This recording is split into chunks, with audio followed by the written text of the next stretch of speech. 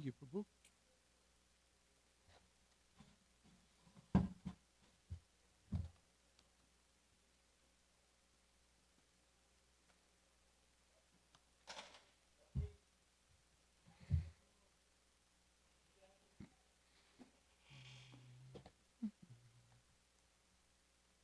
Hare Krishna. Hare Krishna. Krishna Krishna.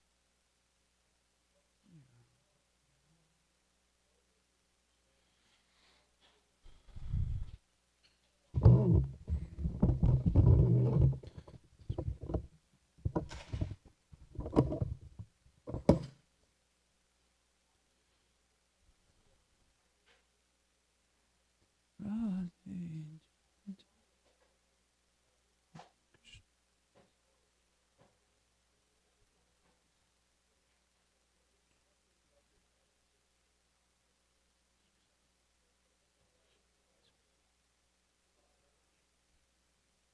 Hare Krishna. Good morning, dear devotees. Thank you. Welcome to our morning Srimad Bhagavatam class. Today we'll be reading from Canto 10, Chapter 8. We'll go through text 26 through 31, focusing on text 31. We'll begin by singing Jai Radha Madhava.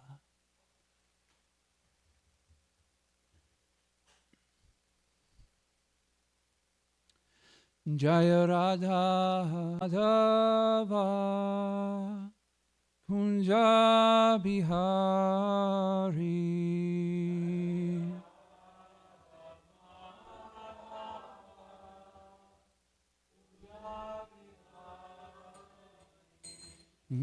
Jaya Radha Madhava Kunja Bihari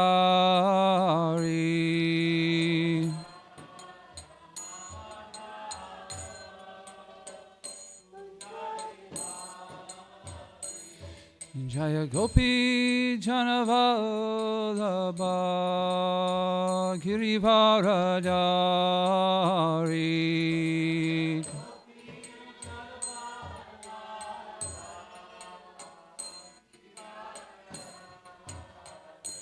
Jaya Gopi Janavallabha Girivaradari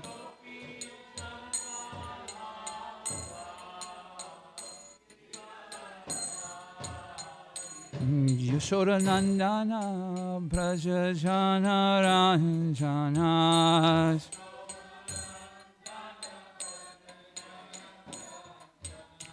Yashoda Nandana Braja Jana Ranjana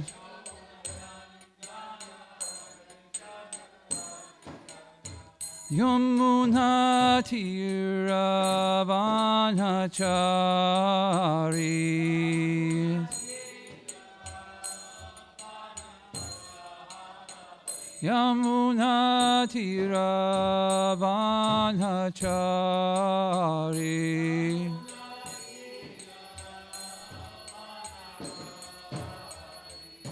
Jaya Radha Madhava Kunja Bihari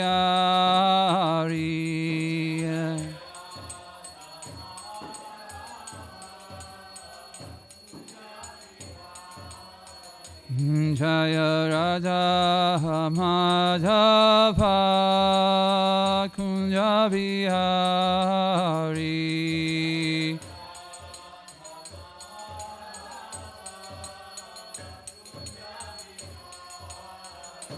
Jaya Gopi Jana Vallabha Girivaradari Gopi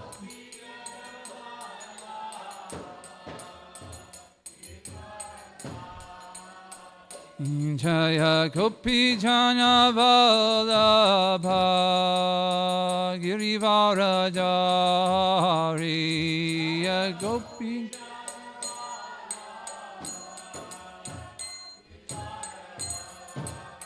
Yashodanandana Prajajana Ranjana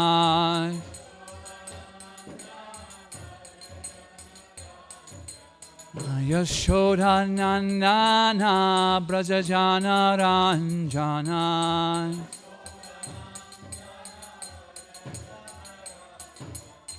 Yamunati Ravanachari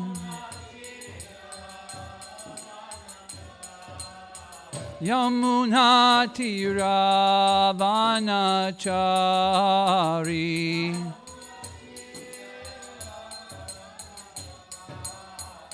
Jaya Radha Madhava Kunjabiyari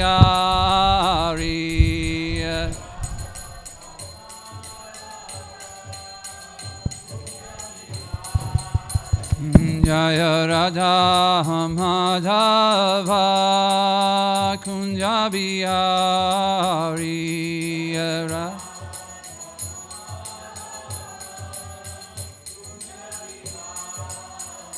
Jaya Gopi Jana Vallabha Girivaradari Gopi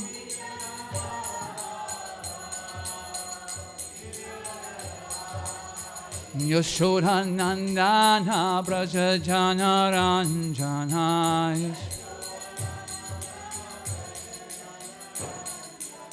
Yashodanandana Brajajana Ranjana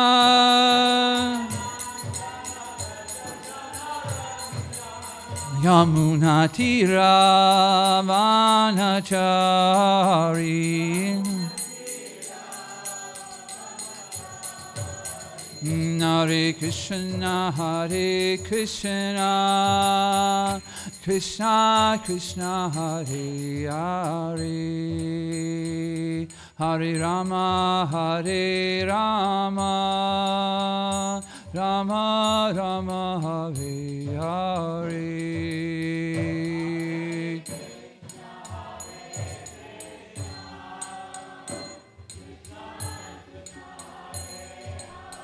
Hare Hare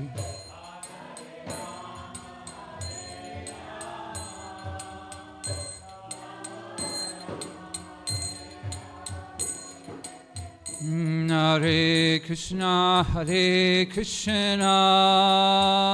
Krishna Krishna Hare Hare Hare Rama Rama Rama Hare Hare Hare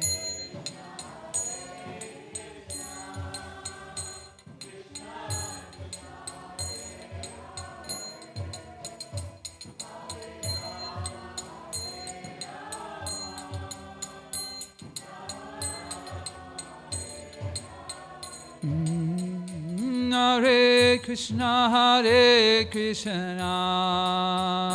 Krishna Krishna Hare Hare Hare Rama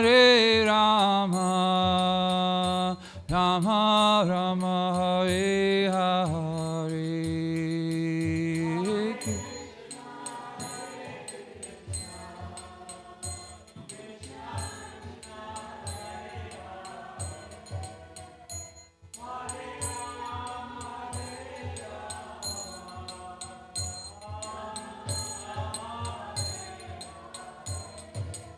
Jaya Radha Madhava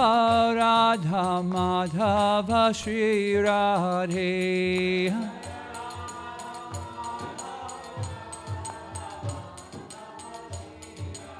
Jaya Radha Kalashanji Shri Radhe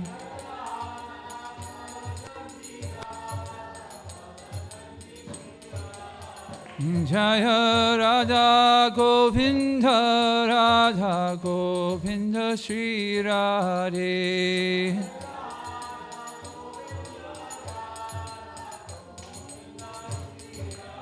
Jaya Radha Shamasunda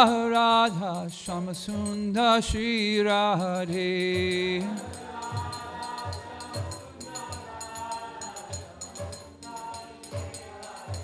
Prabhupada, Prabhupada, Prabhupada, Jaya, Jaya, Prabhupada.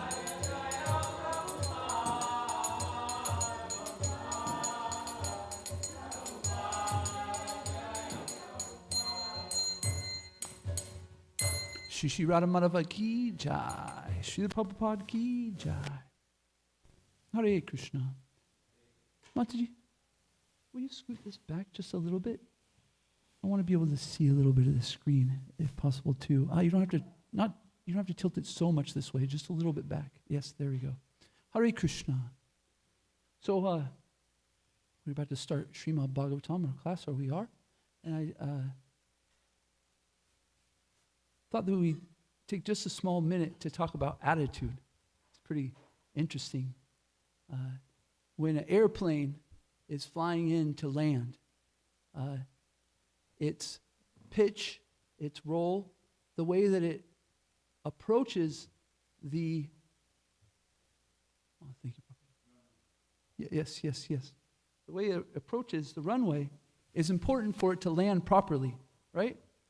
If its pitch is too much, or its roll is too much, or it's coming in this way, what's it going to do? It's going to crash, right? So this is called an attitude. So that a plane has to have a right attitude to be able to land nicely. So similarly, we have an attitude, right? And so when we start Srimad Bhagavatam class, we have so many things to do that we can put us in the right attitude so that we can get the most out of Srimad Bhagavatam class. This is pretty amazing, right? Matter of fact, if we do it with the right attitude approaching these things, it will automatically orientate us in a way that we can get the most out of Srimad Bhagavatam class.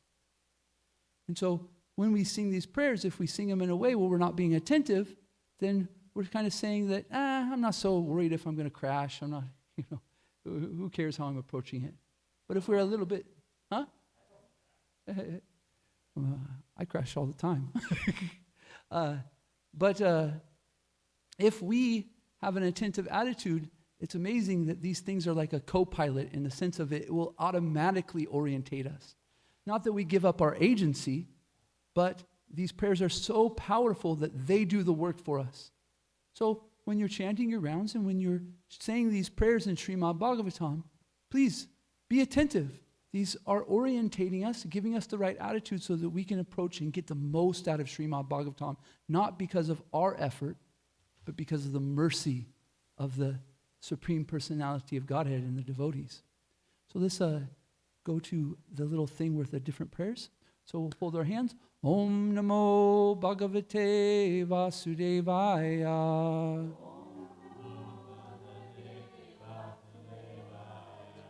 Om Namo Bhagavate Vasudevaya.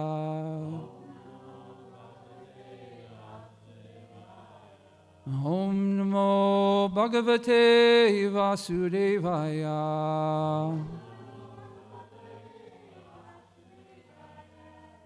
And these next two will do the Sanskrit and the English so that our mind can understand what we're doing and together, okay?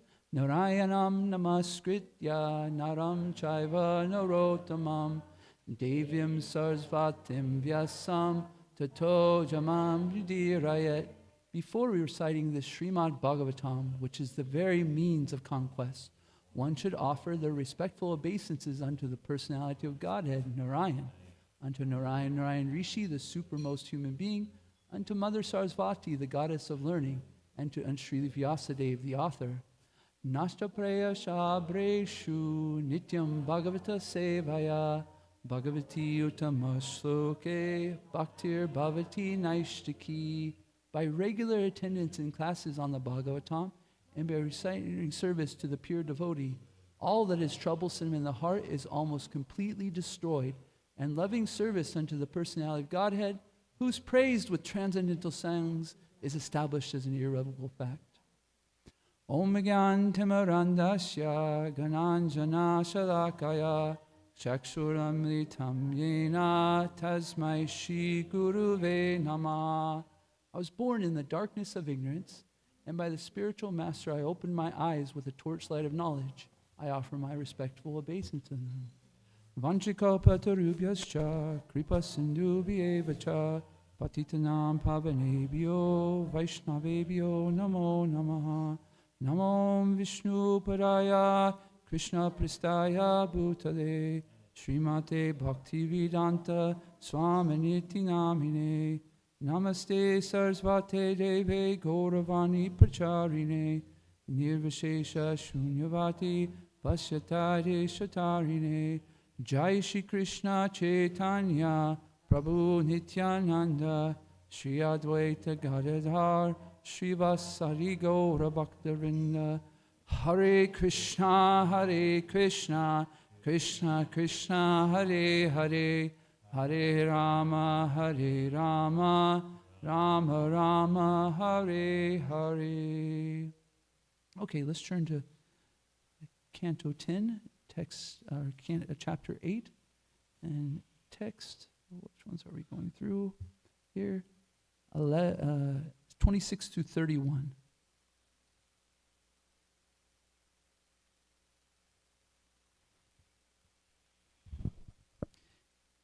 Okay, go ahead if somebody can start, please. O King Parikshit, within a very short time, both Rama and Krishna began to walk very easily in Gokul on their legs by their own strength without the need to crawl.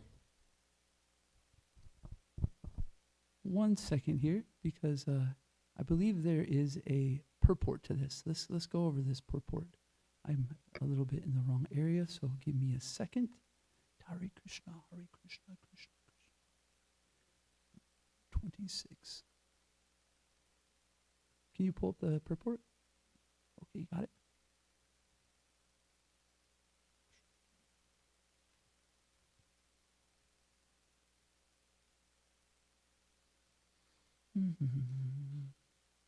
Purport. Instead of crawling with their knees, the babies could now stand up by holding on to something and walking little by little without difficulty by the strength of their legs. Wow. Krishna, Balaram. Okay, text 27, please. Thereafter, Lord Krishna, along with Balaram, began to play with other children of coward men, thus awakening the transcendental bliss of the coward woman. Purport. The word Saha Rama, meaning along with Balaram, is significant in this verse. In such transcendental pastimes, Krishna is the chief hero, and Balaram provides additional help. Text 28. Observing a very attractive childish religion of Krishna, the gopis in the neighborhood hear about Krishna's activities again and again, approach her with Mohiyosa and speak to her follows. Purport. Krishna's activities are always very attractive to devotees. Therefore, the neighbors, who were friends of Mother Yashoda, informed Mother Yashoda of whatever they saw Krishna doing in the neighborhood. Mother Yashoda, just to hear about the activities of her son, stopped her household duties and enjoyed the information given by the neighborhood friends. This is appropriate gossip, right? People like to gossip and talk about things, and so this is the transcendental gossip. What is Krishna up to? Let's go tell Mother Yashoda. Text 29. Our dear friend Yashoda, your son sometimes comes to our houses before the milking of the cows and releases the cows. And when the master of the house becomes angry, your son merely smiles. Sometimes he devises some process by which he steals palatable curd, butter and milk, which he then eats and drinks.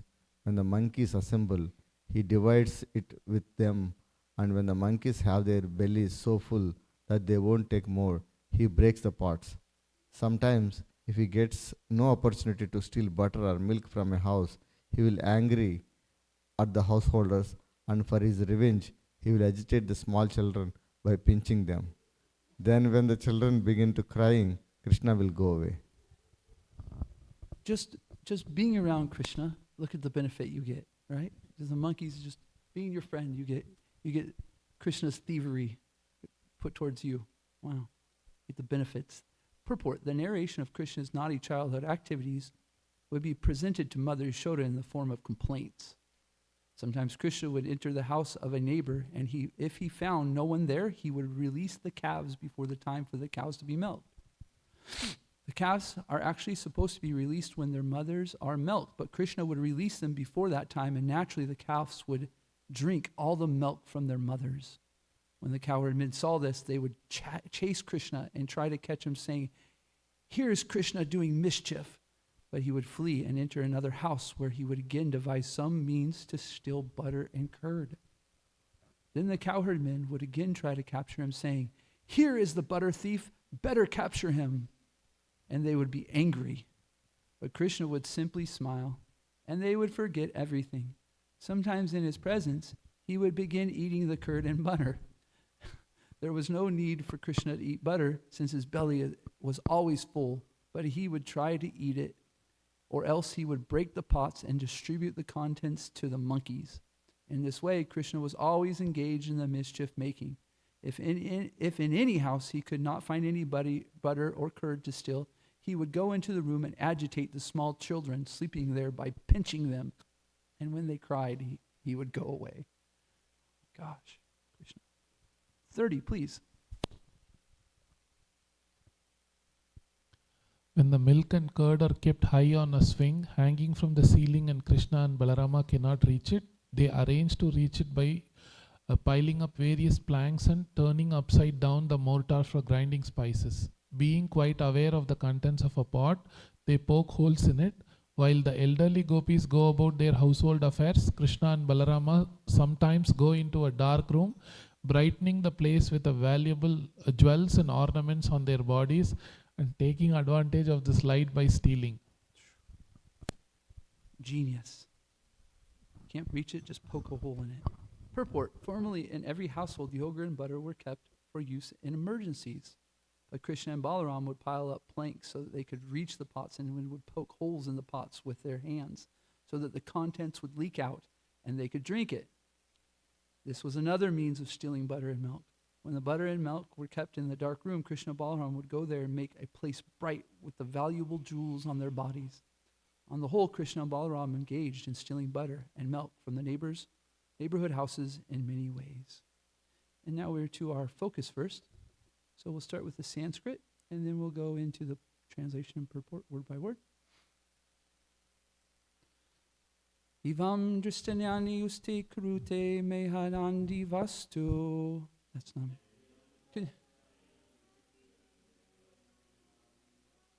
Can somebody help me with the meter here? Yes, Vaishnav, help me with the meter right here. You don't have to do the whole thing. Just give me like the first line. Help me with the, let's go Govindamadi Pujam. Ivam Jastani Ustikrite Mahadini Vastu. Is that it? Help me out. Oh, there we go. Gokulananda. Evam Jastani Ustikrite Mahadini Vastu.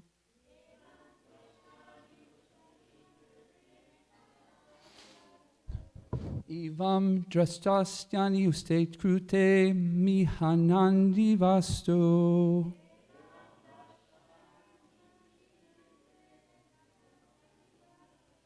Steo payer viachita kriti supratigyataste.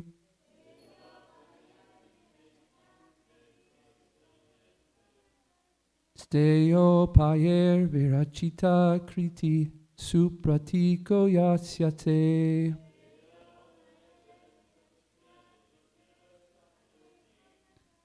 Itham stribi sabhayanayana shri mukaloka nirbir.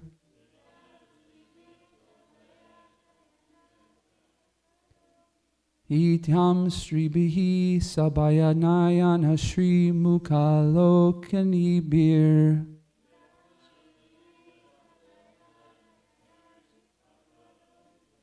Vakya tarta pahistabmuki nahi upalabhyamachat aichat.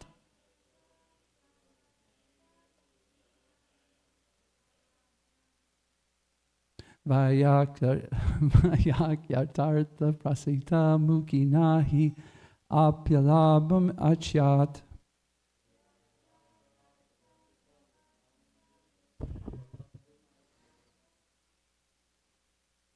Evam drastani uste krute mehadani vasto.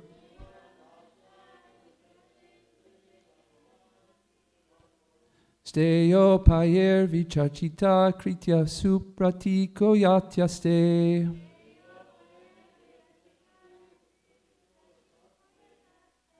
Hityastribi sabaya nayana shri mukala konibir.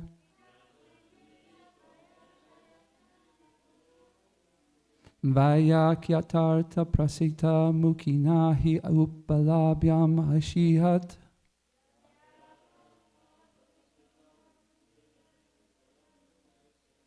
Bolo, please.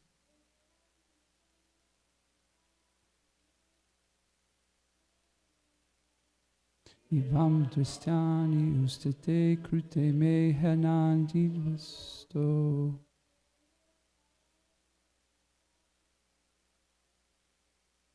Steyo parirtita kriti supratiko yatayaste.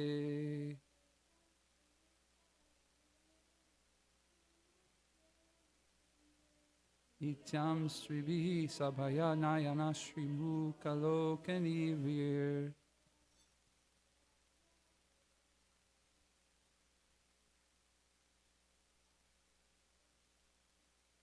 Vayakyartata prasita mukinahi upalabhyamashyat.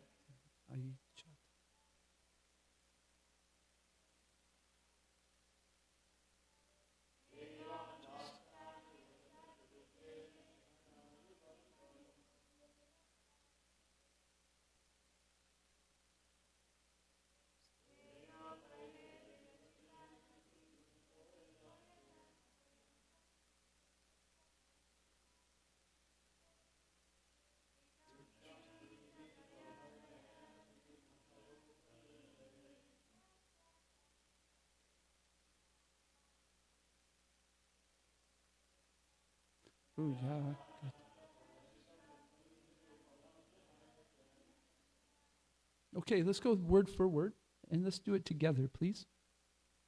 Ivam, in this way, drastyani, naughty activities, ushati, in the neat and clean place, krute, sometimes does, mehena adini, passing stool and urine, vasto, in your houses, steya upayai, and by inventing different devices of stealing butter and milk, virachita kriti, is very expert, su prakita, and now sitting down here like a very good, well-behaved child, yata aste, while saying here, itam, all these topics of conversation, sribihi, by the gopis, sabaya nayana, just now sitting there with fearful eyes, Sri Mukha, such a beautiful pace, alokanyabihi, by the gopis who were enjoying the pleasure of seeing, Vayakyata artaha, and the while complaining against him before Mother Yashoda, Prayista mukihi, they were smiling and enjoying, na, not, he indeed, upalabhyam, to chastise, rather she enjoyed how Krishna was sitting there as a very good boy, ashihat, she desired.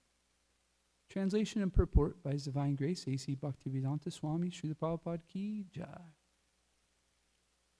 When Krishna is caught in his naughty activities, the master of the house will say to him, "Oh, you are a thief," and artificially express anger at Krishna.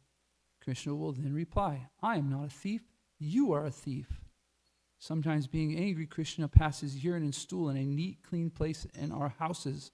But now our dear friend Yashoda, this expert thief, is sitting before you like a very good boy.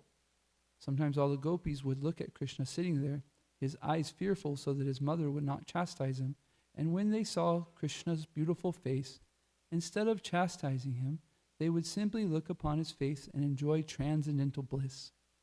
Mother Yashoda would mildly smile at all this fun, and she would not want to chastise her blessed transcendental child. Purport. Krishna's business in the neighborhood was not only to steal, but sometimes to pass stool and urine in a neat, clean house. Gosh. When caught by the master of the house, Krishna would chastise him, saying, "You are a thief." Aside from being a thief in his childhood affairs, Krishna acted as an expert thief when he was young by attracting young girls and enjoying them in the rasa dance.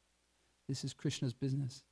He is also violent as a killer of many demons. Although mundane people like nonviolence and other such brilliant qualities, God, the absolute truth being always the same, is good in any activities, even so-called immoral activities like stealing, killing, and violence. Krishna is always pure, and he's always the supreme absolute truth. Krishna may do anything supposedly abominable in material life, yet still he is attractive. Therefore his name is Krishna, meaning all attractive. This is the platform on which transcendental loving affairs and service are exchanged. Because of the features of Krishna's face, the mothers were so attracted that they could not chastise him. Instead of chastising him, they smile and enjoy hearing of Krishna's activities. Thus the gopis remained satisfied, and Krishna enjoyed their happiness. Therefore another name of Krishna is Gopi Jana Vallabha, because he invented such activities to please the gopis. So we're very fortunate we get to hear these stories about Krishna. They endear us very much to him, right? We hear about these naughty activities, and we hear about how his smiling face neutralizes, paralyzes Mother Yashoda's anger, so much so that what can she do? And so we can think about how Krishna is the transcendental thief. And we can also think about how it's explained in our Shastra by our acharyas that we are parts and parcel of the Supreme Personality of Godhead. Krishna, Srila Prabhupada so expertly explains right from the beginning that we're not the body, that we're the spirit soul. And that spirit soul is qualitatively the same as the Lord, but quantitatively it is not. We have an ocean so vast, and we can take one drop of ocean, and the quality of that drop is the same as that ocean. But the quantity is different. So we also have a propensity to do what? Be thieves. But our quality of thievery isn't attractive like Krishna. But the honesty is we are thieves. We have a propensity to be thieves. Srila Prabhupada even says we have a propensity to cheat. I'm reminded in the Nectar of Instruction that Srila Prabhupada explains that that when a person's walking, they might find a $100 bill on the ground, and they take it and put it in their pocket, right? And he says the next person comes, and they see the $100 bill, but they don't steal it, they just let it be. So we should think about what is our quality of stealing, what is our quality of thievery. We can understand just by the proximity of saintly people and of Krishna, there's so much benefit. For instance, I was mentioning the monkeys. The monkeys are just Krishna's friends, and look at what they're getting from being Krishna. They don't even have to do the stealing themselves. Similarly, we live in this wonderful dham of Radha Kalashanji, and just by the proximity of them, there's so many benefits that we get. If you look at the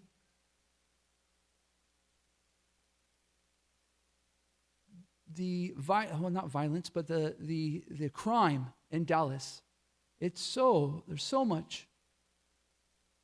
But in our little neighborhood, I'm not saying, by the way, that there isn't things that happen. Of course there are. Krishna needs demons to come every once in a while so he can kill them, right? Kalashanji needs.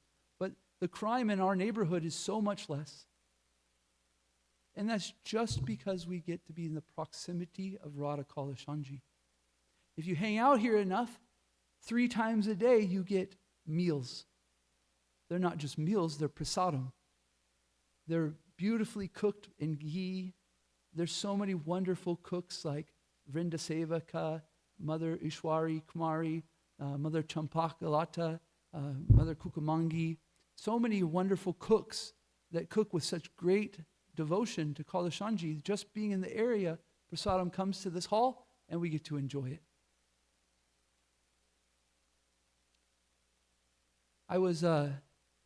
Recently I got the opportunity to travel for 6 weeks with my spiritual master, Hanumat Bashak Swami. And I noticed that when just being in proximity of him, I was getting so many things, so many opulences, you could say, for lack of a better word. For instance, we appear at an airport, and everybody's excited to see a Maharaj, and all of a sudden I'm getting a garland too. I have no qualifications for a garland, but just in my proximity of my spiritual master, I'm getting this appreciation. And I was like, whoa, this is interesting. And so traveling with him, all of a sudden prasadam's coming, and there's this nice opulent prasadam that's meant for Hanumat Bashak Swami, but I'm also benefiting from it. How much are we getting from just being next to Srila Prabhupada, being close to Srila Prabhupada? We have these wonderful books that we read, and they purify our hearts so much. But what is our attitude towards this? What is our attitude of this, what we're receiving, just being in the proximity of purity? Are we being thieves? We just take for granted? Matter of fact, we don't just take it for granted, we expect it. If prasadam's about 10 minutes late, I'll tell you what, I start getting fried. Where's prasadam? I grew up in a household with two brothers, and we all played sports. And literally during summers, there would be a time when our whole family would never have a day off. We were always at the sports field. And so we had a great appetite.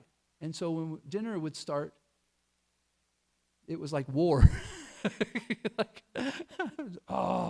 My dad would literally get a gallon of milk. He would put it next to the table, and by the end of the dinner, we would drink a whole gallon of milk. So if a little trauma in me is if I start getting hungry or hangry, this trauma comes back. It's like, fighting and stuff. But expectations, right? So I was seeing this in me. I was seeing that by my proximity of my spiritual master, I was getting so much. And to be honest with you, I was enjoying it. I was kind of liking it. And so I started thinking about it. Like, is this proper? Like, what is my attitude towards this? Am I being appreciative, or am I just stealing? So this wonderful thing happened.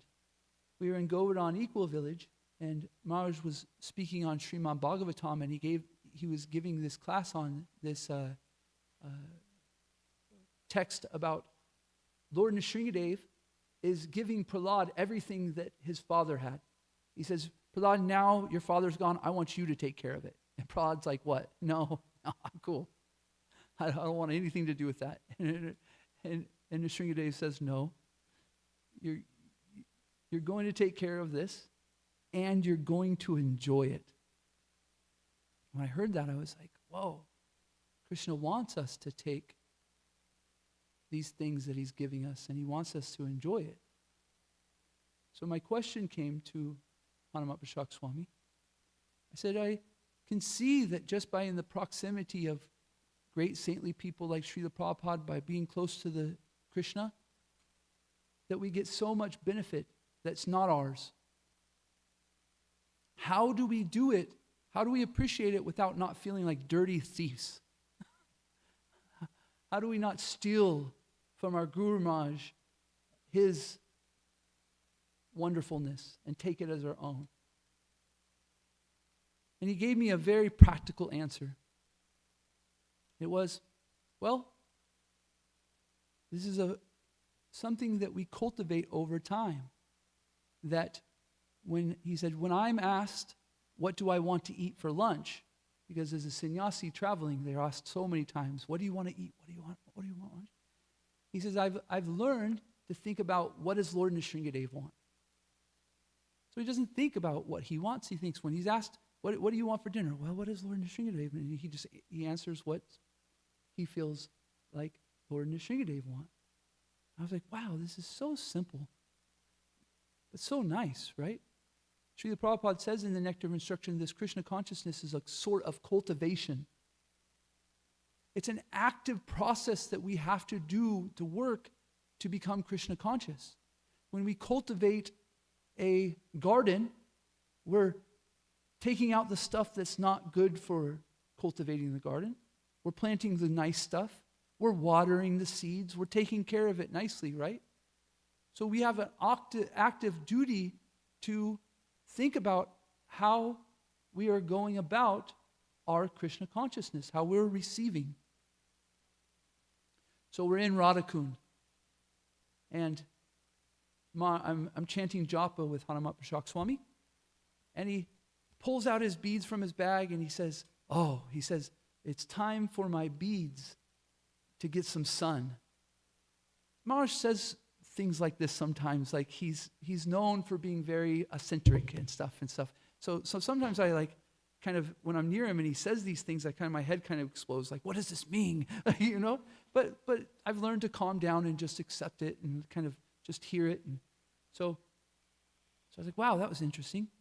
A couple days later, the sun's out. It's in the morning. I took a deep breath and I looked at the sun and I just felt the warmthness of it. And I was like, I was thinking about how, I need this vitamin D so that I can be healthy and this and that. So then I go back to grabbing my beads and chanting Hare Krishna, and boom, it hit me. I thought about, Maharaj pulls out his beads and also absorbs the sun. But he's learned to cultivate the attitude that this is for Tulsi Maharani, it's not even for him. He's not thinking of I and mine, where I'm sitting enjoying the sun, and this, even though I play this game of if I have sun and I can be healthy and then therefore I can preach and stuff like that, okay, I'm not saying that's not an attitude that we can't have.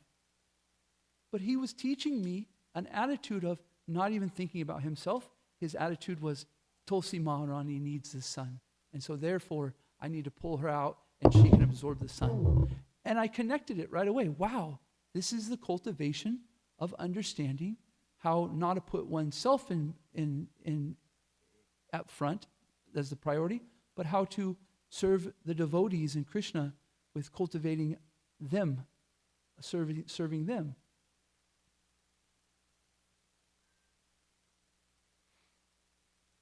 So, you may be thinking, oh my gosh, some of you might have, what kind of thief am I, right? Oh my gosh, right? What am I appreciative? I might even think, wow, this cultivation of this attitude about how to see everything in Krishna's service is man, it might take me hundreds of lifetimes. Yes? I know I was thinking that, like, wow, how many little things am I missing where I just absorb, I just take, and I just think, don't even think two seconds, not even a second, about who it belongs to. In Nectar of Instruction, the third part of the money, the $100 bill, Srila Prabhupada says, the first person takes it and puts it in his pocket, that person's not honest, that person's stealing. The next person just leaves it on the ground, that person does not know what to do. And what does the third person do? He takes it, grabs it, and he searches for who it belongs to. So certainly, this is an attitude, a cultivation of an attitude of how we can receive and how we can have it, and we can think about who it belongs to. I want to find out who this belongs to. We can offer it back to Krishna, right?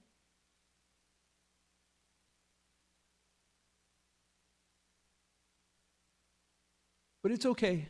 It's okay. This cultivation might take a long time. It might take some work. But Krishna says in the Bhagavad Gita, first of all, let everybody take a deep breath. Now, Hare Krishna. Oh my gosh. No? It's okay. Krishna says in the Bhagavad Gita that a little progress in this path will keep one safe from the greatest type of fear. So we just need to be working towards cultivating this, making steps, making progress. It's okay. And then every once in a while we get a wonderful opportunity to see from a senior devotee how to cultivate better and receive. But still, this might have you a little concerned about how to continue this cultivation and this length of this gradual process, right? So I got some news, a hack that I want to give to you guys all. It's actually not mine. It's Krishna's and Acharya's. There's a certain attitude that can even overcome this. Does anybody have an idea of what attitude this might be? What characteristic we could say? What are some favorable characteristics of our Krishna consciousness that can help us make progress?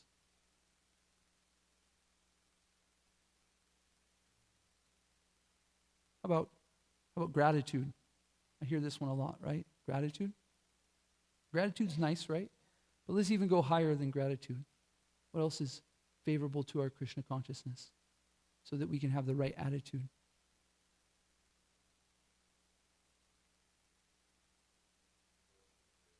Devotional service, very nice. How about tolerance? Anybody else? Any other suggestions? Come on, you guys can throw out one. I believe in you. Compassion. That's a very good one, right? The great devotee's compassion for the fallen conditioned soul. Wow, that's a good one. Thank you. Empathy? Yeah, we can try to see from the perspective of others about where they're coming from. And not that it's wrong or right, or not judging them, but try to understand where they're coming from. Humility. Oh my gosh. Humility. This is a great one. Humility allows us to understand how small we are and how big Krishna is and how big the devotees are. I also think that humility is one of the great ones, but I have another one I'd like to suggest that's almost akin to humility, and it's called dependence. See, when a mother has a child, that child is completely dependent on their mother. And that does something to a mother. There's a nature that comes with it. There's an automatic need to be able to nurture and to take care of. Krishna says in the Bhagavad Gita, or Arjuna asks, it says, it seems like you're partial to your devotees. Krishna says, no, I'm not partial to my devotees. But what can I do? They're dependent on me, and I am dependent on them.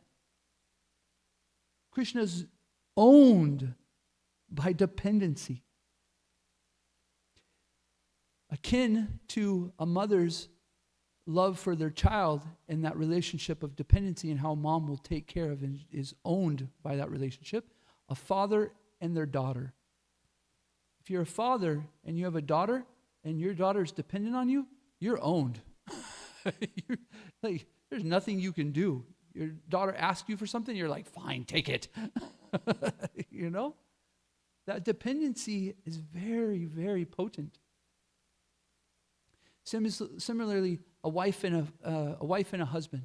In our culture, sometimes often it's explained there's a dependency on the woman for the husband or the wife from the. And I'll tell you what, the politics behind this and stuff, there's a power that is very great in being dependent on the masculine energy, you could say. For instance, my wife, if she comes up to me and asks me something and she just wants me to do it and she's kind of nagging at me, I kind of fight back, I don't do it. But if my wife comes up to me, hey, honey, you're so strong. And I really need help with this thing. And I don't think I can do it. But you're so powerful, you could do it. I can know what she's doing. Internally, I cannot know that I don't want to do it, but externally, I'm like, fine, I'll do it. You've won me over. That dependency is very strong. And the masculine energy is very much obliged to it. It can't help it. Now, of course, this all is dependent on sincere others, right? A sincere mother, a sincere father to their child, a sincere husband to their wife, and so on. So, in one of the purports Srila Prabhupada is speaking about earlier in this canto, he talks about how we can be attached to our family life. We can be attached to our, this is a part of process of grihasta life. He says, but why not become in the family of Krishna? Why not be part of Krishna's family? And isn't that true that when we're with family and people take us for granted in some ways, innocently, we don't really put too much mind to it? Does a mom ever get upset at their child for taking whatever in the fridge? They might get a little bit mad, but then they're like, what can I do? Right? So when we take dependence of Krishna and become part of his family, then our little thievery, it's not such a big deal. It's like a father and their child. Matter of fact, the father thinks it is yours. Whatever's mine is yours. However, it is helpful if the child has a nice attitude, right? If they take it for granted and start being, having attitudes that aren't so nice for relationships, then it can become a trouble, right? So then the father might correct. And so we have this sometimes, is that Krishna, in general, when we're dependent on him, he's okay with us being thieves, but every once in a while, if our attitude's wrong, he might help to correct us. And so we can take that as mercy. So stop right there and open it up to questions, comments, thoughts, corrections. Yes, Mishra Bhagavan Prabhu. Krishna says in Bhagavad Gita that what a great person does, everybody follows. Mm-hmm. And certainly God is great. But why does he set why when God appears, he doesn't come as a good boy? Instead, he's shoplifting, vandalizing, child abuse, terrorizing the whole neighborhood. And what are these kids going to think when the God they worship is so bad? Well, Srila Prabhupada and our acharyas explained that there's a certain way of cultivating an attitude that helps us to understand Krishna's pastimes. So he says that we go through Canto 1 through 9 in a systematic way so that when we come to the 10th canto, we can understand it in the proper vision. So to a certain degree, that's just going to happen because people aren't following the process.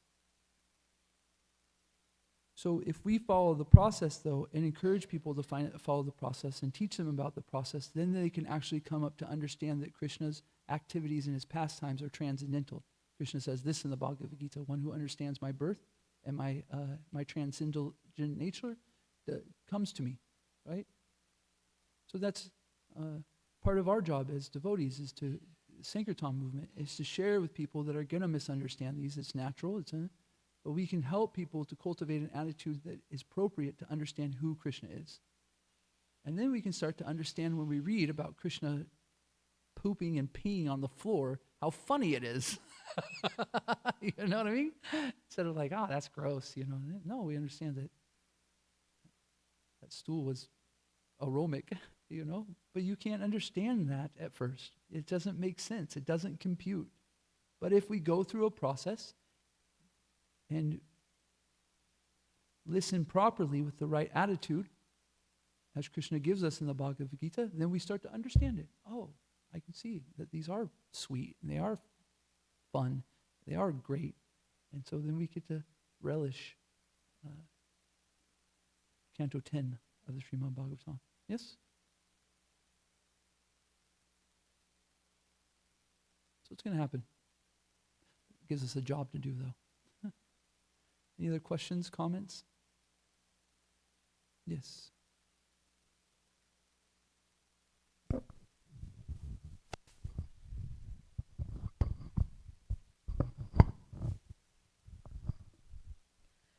I just wanted to add, I was thinking that we also hear the pastimes of when gopis are praying that Krishna, please come to our house and steal the butter. They wanted to see, like, it was not the pastime of terrorizing the neighbor, but it was the pastime where Krishna, like when a little kid do something, everyone likes it. So stealing and everything was his way of showing, like, interacting with their neighbors. And gopis were like dying to see Krishna in their house and stealing butter. Just a thought. Very nice.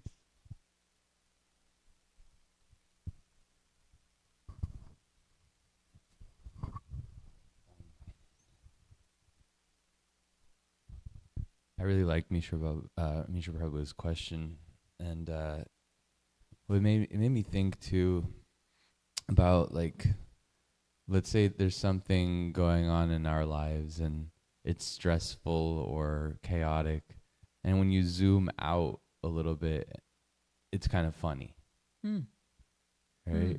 It's like, oh my God, all this stuff is happening today. The whole day's been chaotic, and when you step back, you laugh. And it's kind of like what, when you're watching a sitcom or you're watching some comedy on TV, we're zoomed out and it's funny. But if you were that person in that situation, you'd probably be upset or stressed out. And that's kind of what I think of, like, when we enter a transcendental plane with our experiences. It's like you're not attached to it. When you're not attached to it, it does have a lightness. Yeah, my thought was there's different levels of transcendence, and one of this is I was thinking about also that, like, how much importance we make on something that's going on that in the next week we won't even remember it. We do that all the time, right? This is so important. Next week you can't even remember it, So there is a healthiness about development in spiritual life where we become unattached to the material sense gratification of it. And as you said, looking at the bigger picture. However, when Mother Yashoda sees that Krishna is on Kaliya, dancing on there, and she's afraid that her son is going to get killed by a snake, there's no zooming out. Mother Yashoda is not zooming out thinking, oh, this is a big picture, I'm going to laugh. In a week we'll laugh about this. Mother Yashoda is about fainting. She's saying words that the cowherd village didn't even know she knew. So there is a valuable in that tool of looking out, as you say. It's a tool we can use. However, the purest transcendental life is complete attachment, complete focus, complete zooming in on Krishna's lotus feet. And try to tell Radharani to zoom out. She's like, what are you talking about, zooming out? Like, you're kidding me, right? Like, all I care about is what Krishna's doing right now and that he's with another gopi. Anyways. So just something to think about. But I hope that you hear that I'm not saying that this isn't a tool that we can use. It is. But also let's appreciate the fact that these devotees that are completely pure, there's one focus.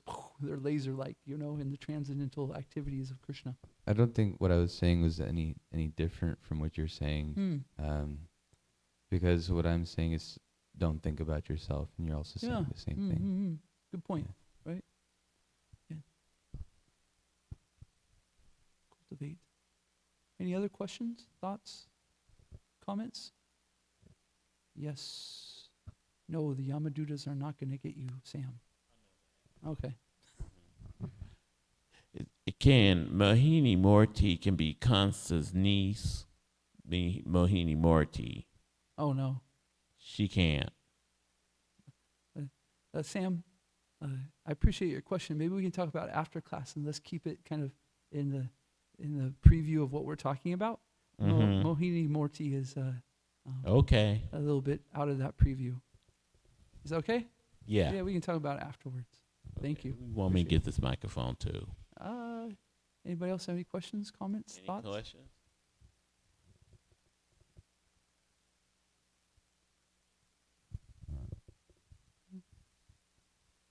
Mishra Bhagavan? Sam, will you bring this to Mishra Bhagavan?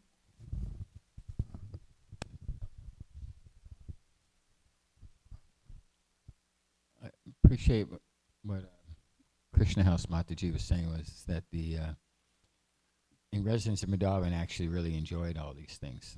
Like there was Mother Yasoda who got complaints from the other women about Krishna stealing the butter, and she said, well, do you want me to stop him? And they're like, oh, whoa, wait a minute. Let's not go that far. Yeah. Yeah. We could take off his jewels. Oh, whoa, wait a minute, time out. let's not do that, right? Yeah. Okay. So we talked about Krishna, the transcendental thief, and how he does everything so adorable, right? And we also have a propensity to be thieves ourselves, but we should have the right attitude towards it. We should cultivate a spirit of, cultivate an attitude that is good for Krishna consciousness, that everything's coming from Krishna, Sri Upanishad 1. That we should take our quota and knowing who it comes from. But even above that is a dependency on Krishna in the devotees that can overcome so much, that it can give us the attitude that my endeavors, I can only do so much. But what's going to carry me is my dependency on my spiritual master in Krishna. There, if anything's going to be changed, my heart is going to be changed. If anything's going to be changed, it's because of their mercy. I'll still do my activities. I'll still do the best I can. I'll try to cultivate, but I'm completely dependent on Krishna. And Krishna loves that. He loves it when we become completely dependent on him, and he comes in like the superhero he is and can destroy the demons and save us. So please, practice today in your life, praying for that dependency, and see what it does to your heart. Srimad Bhagavatam ki jai, Srila Prabhupada ki jai, Radha Kalashanji ki jai, Vanchakalpatarubhyascha, Kripa Sindhubhyeva cha, Patitanam Pavanebhyo, Vaishnavebhyo Namo Namaha, Antikoti Vaishnava Vrinda ki jai. Hare Krishna. Hare Krishna.